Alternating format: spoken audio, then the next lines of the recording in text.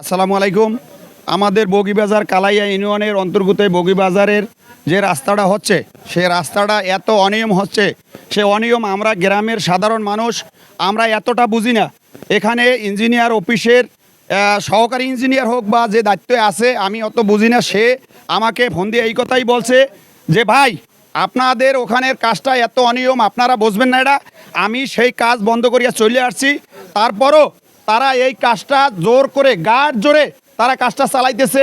আপনারা জনগণকে নিয়ে আপনারা কাজটা বন্ধ করে দেন, যতক্ষণে আমাদের ইঞ্জিনিয়ার সব সহকারে আমি সহকারে আমাদের ইঞ্জিনিয়াররা ওখানে না যাইবে ততক্ষণ তারা কাজ যেন না চালায়, এই কথাটা বলছে। আর আমাদের এলাকার লোকজনের পক্ষ থেকে আমাদের এটা দাবি, সরকারের প্ল্যান অনুযায়ী যেভাবে আছে সেইভাবে যাতে আমরা কাজটা পাইতে পারি সেই ব্যবস্থা করা হোক। ইঞ্জিনিয়ার সাহেবকে, টিএনও সাহেবকে আমি এই এলাকার পক্ষ থেকে আমি এই উদ্যোক্তা আহ্বান জানাই, আপনারা তদারকি করিয়া সরকার যে প্ল্যানটা দিছে সেই প্ল্যান অনুযায়ী আমরা কাজটা চাই।